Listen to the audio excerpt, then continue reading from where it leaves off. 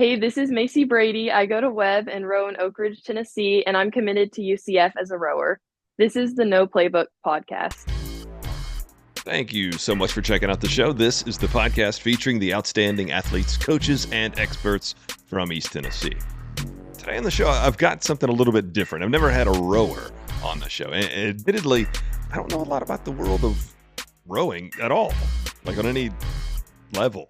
So it was really cool to have Maci Brede on the show today to talk about just kind of how she discovered it, all the work that she puts into it, and what her athletic career is going to look like at the next level now that she's already committed to be a rower in college.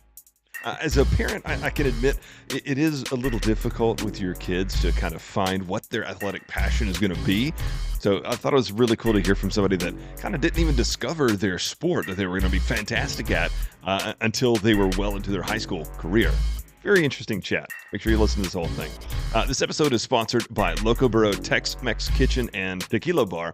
It's also brought to you by Stinnett Collision. They've got locations in Maryville and Sevierville. We'll get to Maci Brede right after this. Sit tight. Hi, I'm Zach Stinnett, third-generation owner of Stinnett Collision.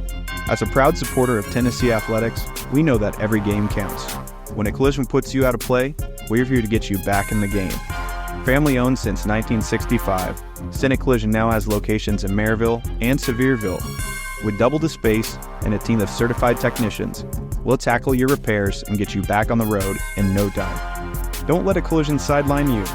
Visit Stinnett Collision today. What's up, everybody? I'm Zakai Ziegler. I'm here at the Loco Burro here at Westtown Mall. I'm showing the people how to make a fresh tortilla. So at Loco Burro, they make fresh tortillas. And this is how you do it. Put in some flour, shake it out.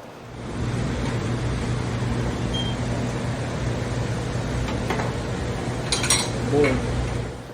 And that's how the magic happens. Pretty nice scenery here at the rooftop of Westtown Mall. I'm liking the vibe, Little chill vibe, chill area.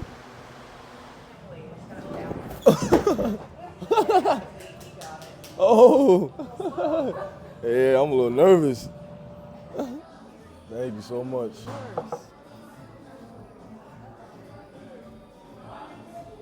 No, that's good. If you come to Loco Burro and use my name, you'll be able to get 10% off. So make sure you stop on by. I might be the best cook on the team. Think that's good? Yep, you can go ahead and flip it. Hands, please. Chef Boy RZ. Thank you so much for taking time during this Thanksgiving weekend. Oh, yeah, thank you. Yeah. Are you here in East Tennessee? Yes, I am. I'm in Knoxville, so. What does Thanksgiving look like for you? My grandparents and my aunt and uncle are in town, so it's been a pretty fun weekend just filled with family. But Yeah. What's your favorite dish at Thanksgiving dinner? probably mashed potatoes. That's a difficult one, though. I definitely like the whole Thanksgiving meal and just everything, but You do the leftover thing? yeah, I'm not a huge leftover fan, but for Thanksgiving, it's worth it most of the time. Yeah, absolutely. I don't normally go for sweets, but I had to have a slice of leftover pumpkin pie just a little bit ago. I'm like, I feel like I need a nap. I haven't had any leftover Thanksgiving yet today, but probably for dinner. Yeah. So, Maci, thank you so much for joining me on the podcast. I've seen a lot of the stuff that you've been able to accomplish in the rowing world, and I really wanted to hear, how do you discover rowing here, in a part of the country where it's not wildly popular? Yeah, so I actually was a runner my freshman and sophomore year. So I didn't discover it until last August. So like August in the beginning of my junior year. I'd just been looking for something else to kind of do that summer. I didn't expect to actually quit running. I thought I would stay a runner, but I found a rowing camp in Oak Ridge through a friend that I have that's also on the same club team that I am on.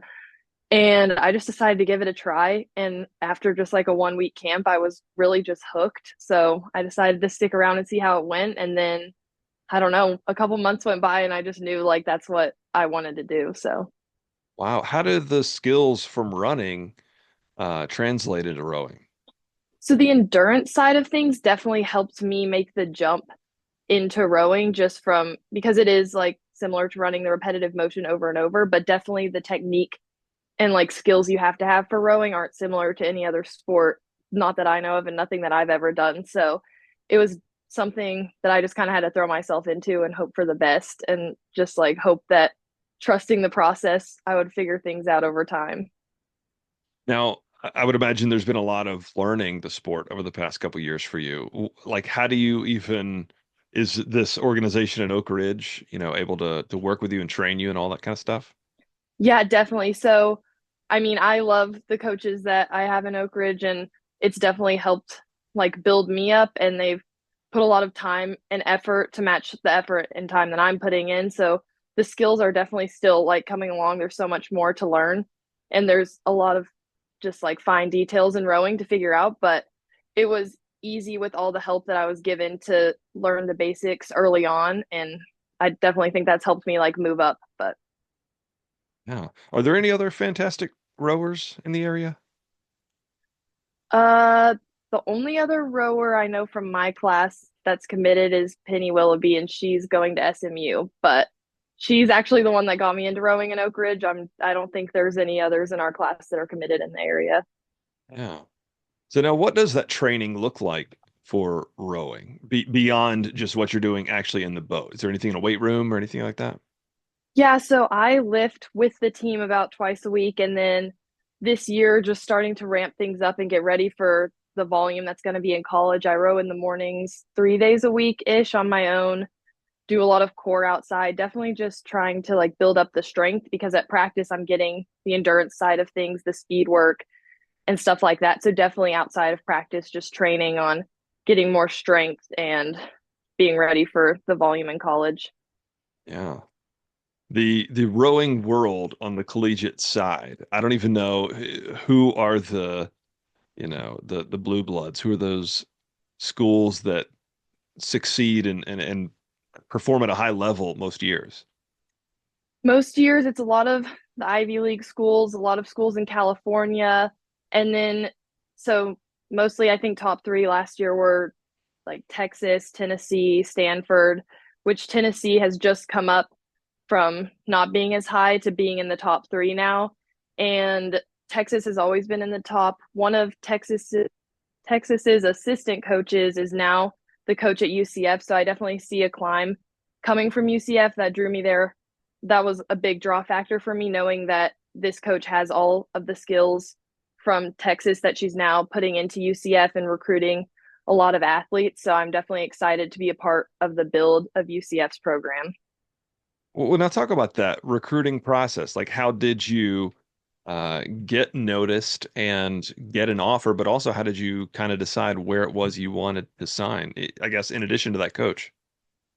Yeah, so my process went by, I feel like a lot differently than other people since I did start so late. So it's probably November of last year ish when I had a couple of super small schools reach out to me. I honestly don't even know how they really found who I was because I'd only done a couple races. But once I had a couple colleges notice me, I realized that maybe this was something like bigger and I could reach out to other schools. So I started just filling out like questionnaires of a bunch of colleges to figure out what I wanted and who would contact me back. And then by spring, as my times were getting faster, it was a lot easier to contact a lot of schools. So my first visit actually was to UCF. I went on more after, but nothing stood out to me like UCF did. Definitely just like the community they have with their girls and the culture really stood out to me. It was their first year with Mara Allen, which is their coach currently. And she had already brought in like a culture that I just didn't see at other schools. The coaching staff was my favorite by far. I really like the environment. I mean, it is constructive. It builds people up, but also like there's no slacking off. They're definitely working hard. So Far as campus from Disney. like 30 minutes. So that's a positive. Yeah. Uh, are you a Disney fan? I've been a couple times. I actually went over spring break and saw the campus again for a second time because my first visit was in February, my official, and then I went and saw a scrimmage over spring break and went to Disney. So it was definitely a lot of fun. And I think I'll be going there some in college, but yeah. I've always thought if I was a local, I would want the season pass, if nothing else, just so you can go to Epcot and get dinner at the World Showcase, different places, but not have to spend a whole day. Yeah, I think having season pass will be fun. I'm sure that like the thrill of Disney will wear away a little bit after the first couple years, but I think I'll stay a Disney fan. There you go. So, um, I've got three sons, and one of the programs I was part of for a while was I worked a lot with Dick's House of Sport in Knoxville, and we created a sports camp every summer called Find Your Passion, and it was for young athletes that are used to. Really, I took from my own experience because every summer or every season you're putting your kids in a different sport, and it's hard for them to identify quickly, like, well, which one do you like better? Which one do you want to do? And because we're only going to do one sport per season. So do you want to do baseball? Do you want to do soccer? Do you want to do basketball? What is it? And a lot of times kids are like, I don't really know. I want to try this, but um, sometimes you may go into it and your first week realize I don't like this sport. So the camp, the idea of it was helping kids find their passion. What is the sport they're going to love? So I think it's so neat that you discovered yours so late. Do you have any advice maybe for young athletes or even parents in the same boat as me, where I guess advice on finding that passion? Yeah, I would definitely just say to try things from a younger age. I mean, I think about it a lot. Like, what if I'd started rowing earlier? I mean, I think I'd be in a similar place to where I am now, but there's a lot of just what ifs of if I'd tried it. I previously had been running since, I mean, honestly, I could walk like the age of 6. My both my parents are runners, so I just naturally fell into that. I still love running, but I do think at a younger age I could have tried a lot of different things when they arose. I just had stuck with what I was comfortable with, and that was running. That's what I knew. But I definitely think like if I'd thrown myself into rowing earlier, I would have liked it at a younger age. I could have been rowing for longer. I'm happy where I ended up, and I'm so glad that I found it last summer, but definitely just trying all the different opportunities and not being scared because, I mean, the worst thing is you're not going to like it, but it doesn't matter. You can just go back to something else. So, Oh. Now, is there a coach, not just in rowing, in any athletics, a coach or any other athlete, a teammate that you would say it's kind of inspired you to kind of push yourself a little harder?